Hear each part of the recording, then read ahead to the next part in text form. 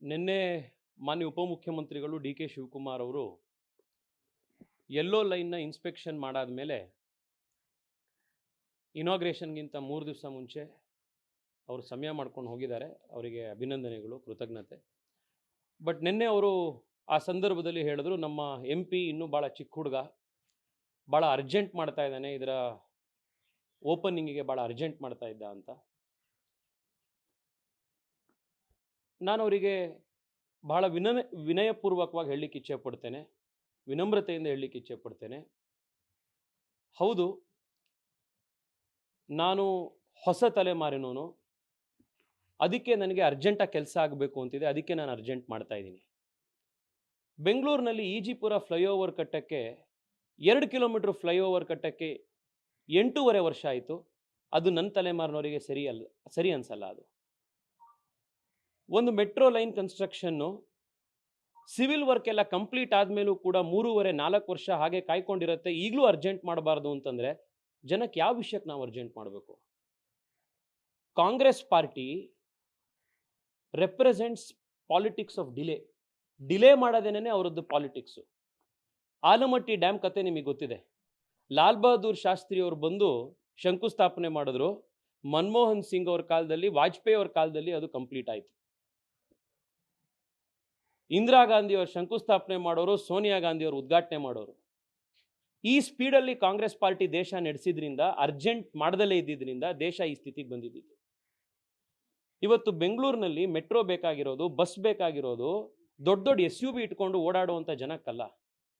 ಯಾರ ಹತ್ರ ಬಸ್ ಇಲ್ಲ, ಕಾರ್ ಇಲ್ಲ, ಯಾರ ಹತ್ರ ದೊಡ್ಡ SUVಗಳಿಲ್ಲ, ಸಾಮಾನ್ಯ ಜನ ಯಾರು ಓಡಾಡ್ತಾರೆ ಅವ್ರಿಗೆ ಇದು ಅರ್ಜೆಂಟಾಗಿ ಬೇಕಾಗಿರೋದು.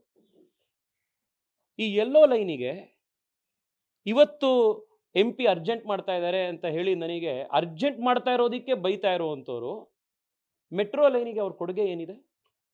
4 ವರ್ಷದ ಹಿಂದೆ ಲ್ಯಾಂಡ್ ಅಕ್ವಿಸಿಷನ್ ಸಮಸ್ಯೆಯಾಗಿ ಈ ಪ್ರಾಜೆಕ್ಟೇ ನಿಂತೋಗೋ ಸ್ಥಿತಿ ಬಂದಾಗ, ನಾನು ಯಾವಾಗ ಲ್ಯಾಂಡ್ ಅಕ್ವಿಸಿಷನ್ ಅನ್ನು ಸರಿಪಡಿಸೋಕ್ಕೆ ಎಲ್ಲರನ್ನೂ ಕರೆಸಿ ಪಂಚಾಯಿತಿ ಮಾಡಿ ರೆಡಿ ಮಾಡ್ತಾ ಇದ್ದೆ, ಅವತ್ತು ಎಲ್ಲಿದ್ರು ಇವರೆಲ್ಲರೂ? ಸಿವಿಲ್ ವರ್ಕ್ ಪ್ರಾಬ್ಲಮ್ ಆಗಿ, ಟೆಂಡರ್ಗಳ ಪ್ರಾಬ್ಲಮ್ ಆಗಿ ಕೋರ್ಟ್ನಲ್ಲಿದ್ದಾಗ ಕೇಂದ್ರ ಸರ್ಕಾರ ಜೊತೆಗೆ ರಾಜ್ಯ ಸರ್ಕಾರದ ಆಗಿನ ಅಧಿಕಾರಿಗಳ ಜೊತೆಗೆ ಕೋಆರ್ಡಿನೇಟ್ ಮಾಡಿ ಅದನ್ನೆಲ್ಲದನ್ನು ಬಗೆಹರಿಸೋಕ್ಕೆ ಪ್ರಯತ್ನ ಮಾಡಿದಾಗ ಎಲ್ಲಿದ್ರು ಇವರೆಲ್ಲರೂ? BMRCLಗೆ ನಮ್ಮ ಸರ್ಕಾರ ಇದ್ದಾಗ್ಲೂ ಮತ್ತೆ ಕಾಂಗ್ರೆಸ್ನ ಸರ್ಕಾರ ಇದ್ದಾಗ್ಲೂ 2024 ಜನವರಿವರೆಗೂ ಕೂಡ ಫುಲ್ ಟೈಮ್ MD ಇರಲಿಲ್ಲ. ಬೆಂಗಳೂರಿನಲ್ಲಿ ಕೇಂದ್ರ ಸರ್ಕಾರದಲ್ಲಿ, ಇಲ್ಲಿ ಡೆಲ್ಲಿಯಲ್ಲಿ 4 ತಿಂಗಳು ಸತತವಾಗಿ ಬೆಂಗಳೂರು ಮೆಟ್ರೋಗೆ ಫುಲ್ ಟೈಮ್ MD ಬೇಕು, ಇದರಿಂದ ಎಲ್ಲ ಪ್ರಾಜೆಕ್ಟ್ಗಳು ಡಿಲೇ ಆಗ್ತಾ ಇದೆ, ಅರ್ಜೆಂಟಾಗಿ ಓಪನ್ ಮಾಡಬೇಕು ಅಂತಾನೆ ಹೋರಾಟ ಮಾಡಿದೋ ನಾನು. ಅವತ್ತೆಲ್ಲಿದ್ರು ಇವರೆಲ್ಲ? ಚೈನಾಯಿಂದ ಯಾವ ಟ್ರೈನ್ ಸೆಟ್ಗಳು ಬರಬೇಕಾಗಿತ್ತು, ವೀಸಾಯಿಂದಾಗಿ ಪ್ರಾಬ್ಲಮ್ಗಳಾಗಿತ್ತು. ಕಲ್ಕತ್ತಾದಲ್ಲಿ ಫ್ಯಾಕ್ಟ್ರಿ ಪ್ರಾರಂಭ ಆಗ್ತಾ ಇರಲಿಲ್ಲ. ಅವಾಗ ಕಲ್ಕತ್ತಾದಲ್ಲಿ ಹೋಗಿ ವಿಸಿಟ್ ಮಾಡಿ ಫ್ಯಾಕ್ಟ್ರಿ ಶುರು ಮಾಡಿಸಿ, ಅಸೆಂಬ್ಲಿನಲ್ಲಿ ಬೇಕಾಗಿರುವಂಥ ಇಂಜಿನಿಯರ್ಗಳಿಗೆ ಜೈಶಂಕರ್ ಅವರನ್ನು ಹಿಡಿದು, ಅಮಿತ್ ಶಾ ಅವರನ್ನು ಹಿಡಿದು ವೀಸಾಗಳನ್ನು ತರಿಸ್ಕೊಂಡು ಅದು ಉದ್ಘಾಟನೆ ಆಗೋ ಅದನ್ನು ಬೆಂಗಳೂರಿಗೆ ಕಳಿಸುವಂಥ ಟೈಮ್ನಲ್ಲಿ ಕಸ್ಟಮ್ಸ್ ಪ್ರಾಬ್ಲಮ್ ಆದಾಗ ಆ ಪ್ರಾಬ್ಲಮ್ಗಳನ್ನು ಸಾಲ್ವ್ ಮಾಡಿಸಿ. ಅವಾಗ ಎಲ್ಲಿದ್ದರು ಇವರೆಲ್ಲರೂ? ಕಳೆದ 2 ವರ್ಷದಲ್ಲಿ ಅರ್ಧ ಡಜನ್ ಟೈಮು ಯೆಲ್ಲೋ ಲೈನಿಗೆ ಮುಹೂರ್ತ ಫಿಕ್ಸ್ ಮಾಡಿ ಅದನ್ನು ಮಿಸ್ ಮಾಡಿದ್ದಾರೆ BMRCL ಅವರು. 1 ತಿಂಗಳ ಹಿಂದೆ ಸಾರ್ವಜನಿಕರನ್ನ ಅವರ ಪರವಾಗಿ 100 ಜನನ ಒಟ್ಟಿಗೆ ಹಾಕೊಂಡು BMRCL ಆಫೀಸಿಗೆ ನಾವು ಪ್ರತಿಭಟನೆ ಮಾಡಿದಾಗ 15ನೇ ತಾರೀಕು ಒಳಗಡೆ ಇದನ್ನು ಓಪನ್ ಮಾಡಿಸಲೇಬೇಕು ಅನ್ನುವಂಥ ಪಣ ತೊಟ್ಟಾಗ ಎಲ್ಲಿದ್ರು ಇವರೆಲ್ಲರೂ? ಇವತ್ತು ಓಪನ್ ಆಗೋದಕ್ಕಿಂತ 3 ದಿವಸ ಮುಂಚಿತವಾಗಿ MP ಅರ್ಜೆಂಟ್ ಮಾಡ್ತಾ ಇದ್ದಾನೆ, MP ಭಾಳ ಚಿಕ್ಕ ಹುಡುಗ ಅಂತ ಹೇಳೋರಿಗೆ ನಾನು ಇದನ್ನೇ ಹೇಳ್ತಾ ಇರುವಂಥದ್ದು. ಈ ಹಳೆ ಕಾಲದ ಪಾಲಿಟಿಕ್ಸು, ಒಂದೊಂದು ಬ್ರಿಡ್ಜ್ ಕಟ್ಟಕ್ಕೆ 15 ವರ್ಷ, 30 ವರ್ಷ ಈ ರಾಜಕಾರಣ ಮುಗೀತು. ನಮಗೆ ಅಕೌಂಟಬಿಲಿಟಿ, ಡೆಲಿವರಿ ಮತ್ತು ಅರ್ಜೆಂಟಾಗಿ ಸ್ಪೀಡಾಗಿ ಕೆಲಸ ಮಾಡಬೇಕಾಗಿರುವಂಥದ್ದು ಇವತ್ತಿನ ರಿಕ್ವೈರ್ಮೆಂಟು. ಇಂದಿರಾ ಗಾಂಧಿ ಶಂಕುಸ್ಥಾಪನೆ ಮಾಡಿ ಸೋನಿಯಾ ಗಾಂಧಿ ಉದ್ಘಾಟನೆ ಮಾಡೋ ಯೋಗ ಮುಗೀತು. ಇದು ನರೇಂದ್ರ ಮೋದಿ ಅವರ ಕಾಲ.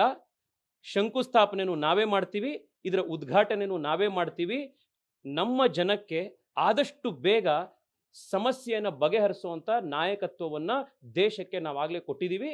ಇದೇ ಕಲ್ಚರನ್ನು ನಾವು ಬೆಂಗಳೂರಿನಲ್ಲೂ ಅಳವಡಿಸ್ತಾ ಇದ್ದೀವಿ.